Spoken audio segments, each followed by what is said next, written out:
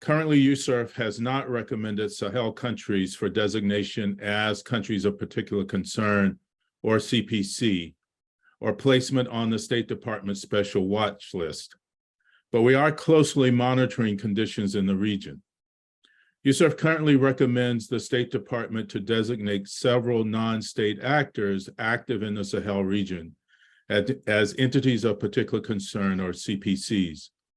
To qualify as a CPC, a group must engage in particularly severe violations of religious freedom and also exercise significant political power and territorial control, be outside the control of a foreign government, and often employ violence in pursuit of its objectives.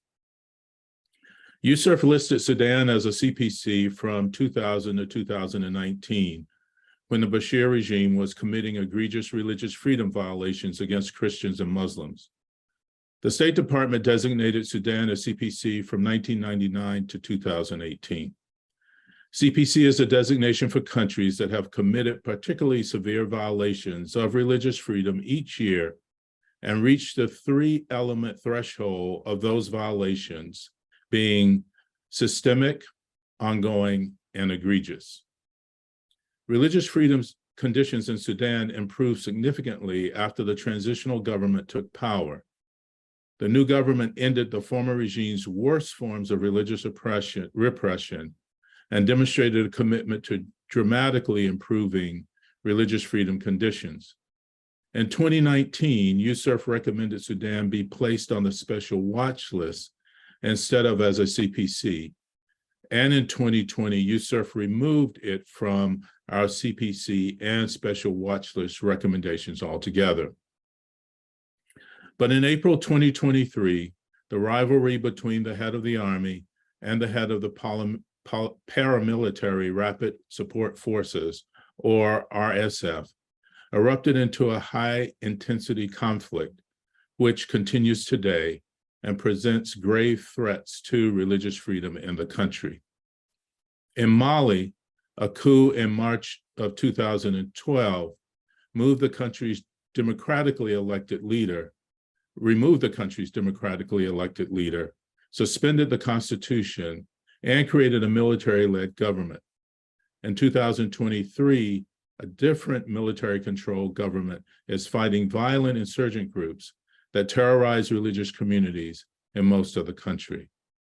The government of Mali itself employs tactics that repress Muslim groups and often exploits in an intercontinental conflict to do so. The government works with the Wagner Group, which the State Department has labeled NEPC. Niger, like Sudan and Mali, has a history of fragile state institutions and intervention by armed forces in political matters.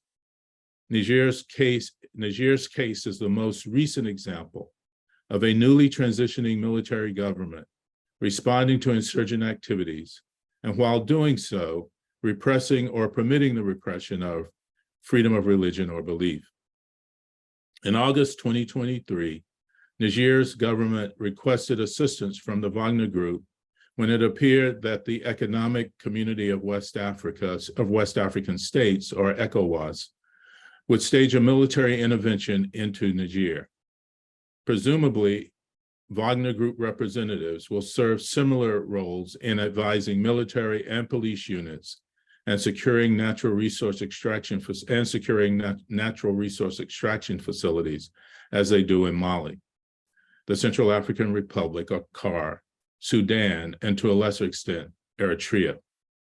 Wagner's presence and role in CAR has contributed to USCIRF's recommendation for the country's placement on the State Department special watch list. Wagner units, along with government troops, reportedly target religious minorities and commit human rights abuses. In addition, Muslims in CAR continue to face official discrimination. They also are disproportionately represented among CAR's displaced population and had difficulty returning safely to their homes due to the continued intimidation and lack of support. I'd like now to turn the floor over to Commissioner Wolf. Commissioner Wolf.